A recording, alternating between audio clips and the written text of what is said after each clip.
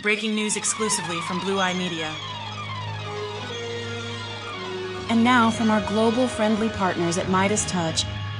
I'm joined by New Jersey Governor Phil Murphy. Governor, the interim United States Attorney in New Jersey, Alina Habba, went on Fox and she called you out by name yesterday. You may have seen that. I want to show you the clip and then get your response to it. Let's play the clip. We know that the governor has on his website currently do's and don'ts for his local state of law enforcement. Those do's and don'ts instruct them not to cooperate with illegal immigrants who have administrative warrants that have been issued by the court after due process saying that they are no longer welcome here. They have gone through the court system. They are to be deported. It is instructing them to go against our federal rules, our executive orders. And I am unfortunately going to announce on your show tonight, Sean, and I want it to be a warning for everybody, that I have instructed my office today to open an investigation into Governor Murphy, to open an investigation into Attorney General Platkin, who has also instructed the state police not to assist any of our federal, and they list our federal agencies that are under my direction, the FBI, the DEA, all these individuals that are trying to clean up our streets in New Jersey, not to cooperate. That will no longer stand. Pam Bondi has made it clear, and so has our president, that we are to take all violent criminals and criminals out of this country and to completely enforce federal law. And anybody who does get in that way, in the way of what we are doing, which is not political, it is simply against crime, will be charged in the state of New Jersey for obstruction, for concealment, and I will come after them hard. Those investigations will start immediately. Governor, a federal prosecutor, interim United States Attorney Alina Habba, says she's coming at you hard, and she announced on Fox a criminal investigation of a state governor. What's your reaction to that?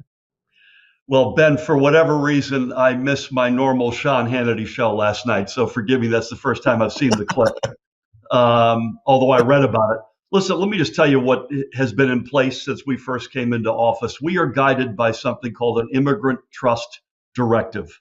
And let me just say, by the way, by many metrics, gun fatalities, shootings, serious crimes, New Jersey is among, if not the safest state in America.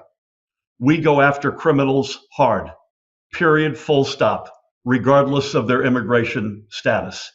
What we don't do is we don't go after somebody for jaywalking or where there's no probable cause of a crime.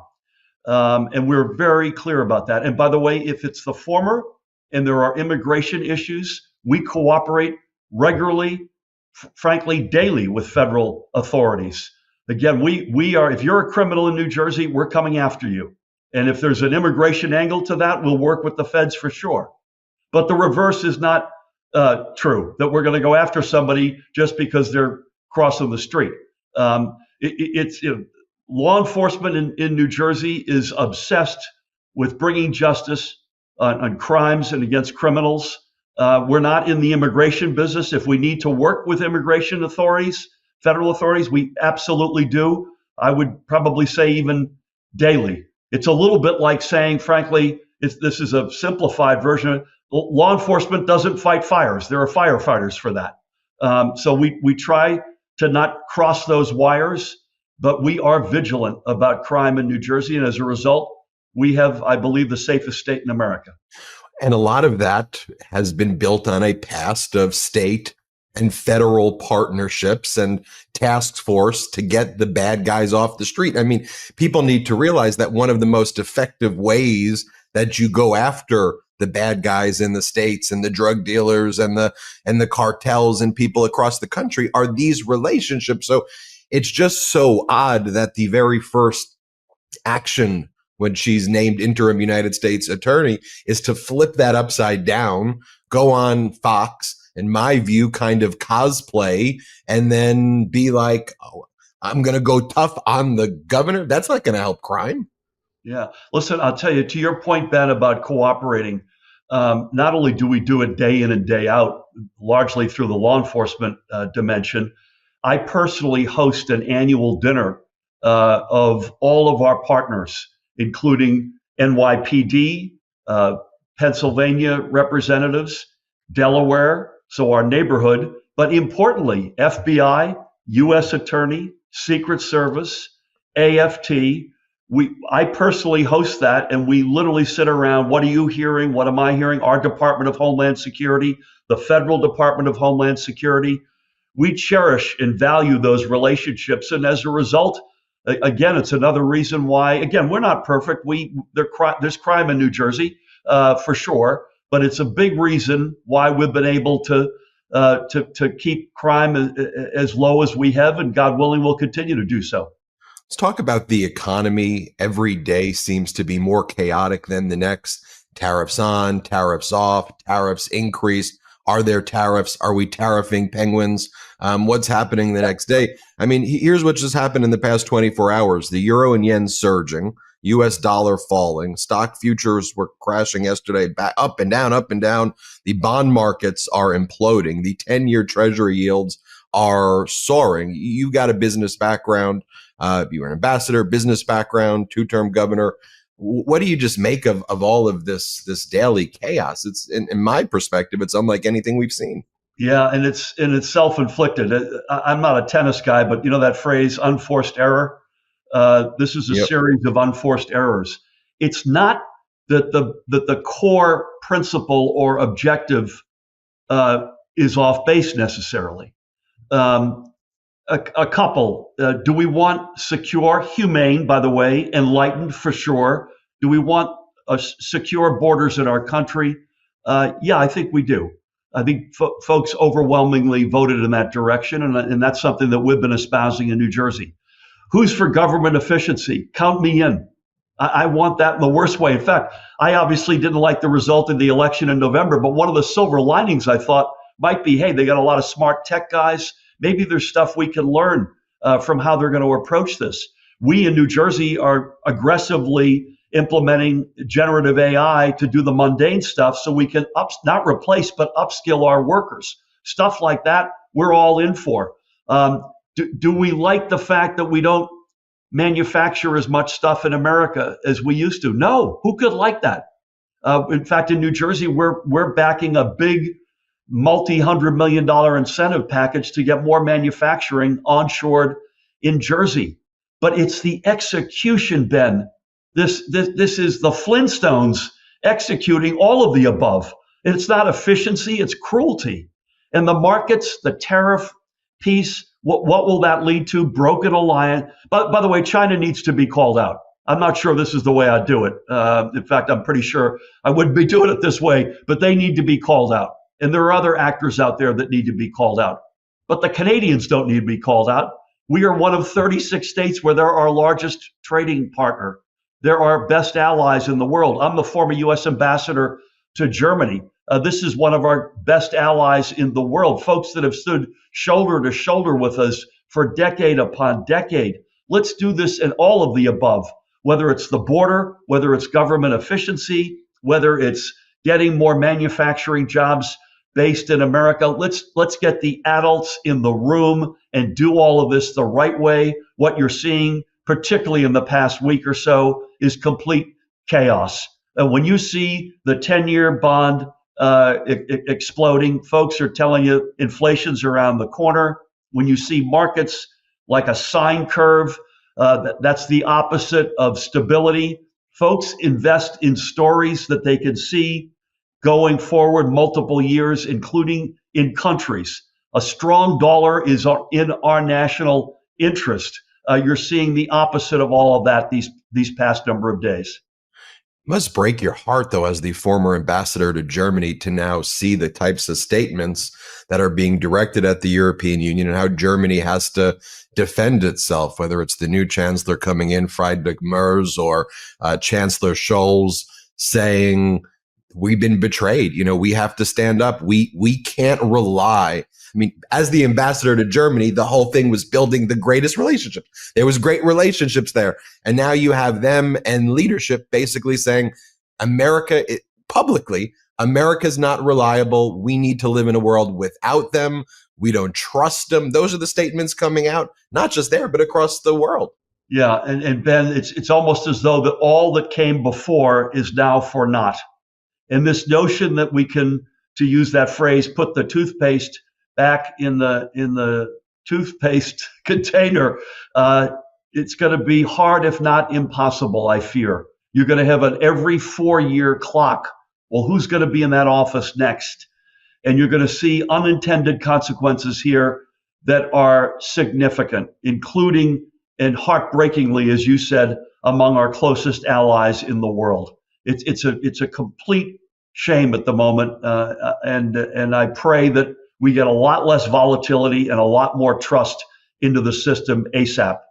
You know, a lot of attention was on New Jersey during the 2024 election. Trump predicted he was going to win New Jersey. If we're being objective about the data, there were at least some shifts that turned a little bit more red than we're used to. I guess one, why do you think that was? But two, with all of the chaos that's being taken place with the attacks on Social Security, Medicaid, the gutting of the federal government, attacks on veterans, I could go on and on. It would take an hour. Are you seeing shifts? Or what are you seeing on the ground there? That's a great question. So last year, President Trump shrunk his loss margin by almost 12 points in New Jersey. And it wasn't just New Jersey. You look at New Jersey, Illinois, Maryland, New York, California, I believe he shrunk his loss margin by 10 to 12 points across all 5 of those states. So not unique to us. It clearly emboldened him. I know he thinks he knows New Jersey very well. So his sort of core states of interest, I think, are New York, Florida, and New Jersey, where he has a home, where he's had casinos in Atlantic City, where he's got family. So he I think feels like he knows the state well, emboldened by a smaller loss margin. And we'll see. I think it's a uniqueness to him personally. I didn't see the coattails. I'll give you an example. He won Passaic County, which is pretty shocking, I have to say. But all of the countywide candidates right below him on the ballot, Democrats, won handily. We're gonna know whether it's him or a broader trend, because New Jersey's one of 2 states this year, as is always the case after the presidential, along with Virginia, that have the governor's race. So we've got a very contested primary on both sides. Primary is June 10. General election is November. I assume the president will play. I'm not sure on the primary, but I'm certain he'll play in the general. When I first got elected, Ben, he had just had his first year in office. We thought that was chaotic. We obviously weren't anticipating the past 2.5 months, but I kind of ran against that chaos and won by 2 touchdowns. I'm not sure that playbook will apply this year. I think it will for the Democrat, whoever the Democratic nominee is, but we're in uncharted waters, to say the least. You know, I do all these shows on how I've felt that a lot of disservice was done by corporate news and normalizing the chaos that took place in the first administration to make us have that Men in Black magic wand to pretend these things didn't happen. And I was like, wait, that first term was not a good one. So stop pretending that it was, but there was a prevailing narrative. But now with the chaos that's taking place, with all of that we've seen, have you seen when you travel the state, whether it's Democrats, Republicans, independents, people who aren't political, are you seeing shifts just in your own observations, knowing politics in Jersey probably better than mostly anyone there right now? What are you seeing the moment right now? Well, as a Democrat, I'd say there's good news and bad news. The bad news is the Republicans are out registering Democrats, and they have been, I think, something like 41 straight months. So as a narrow Democratic Party matter, that's very concerning. On the other side, and you probably saw this, Ben, around the country as we saw it in New Jersey. We lost the election in November, all of us stunned, sort of a little bit of a, if not more than a little bit of a deer in the headlights period of time that extended, I think, until fairly recently. That has begun to shift. We had these protests on Saturday in New Jersey, just like we had them around the country. It reminded me so much so of the 2018 cycle. People coming out of the woodwork. Places were guessing 500 people would show up, and 3,000 to 5,000 folks showed up. So you're starting to see, it's taken a while. Probably shame on the Democratic Party that it's taken this long.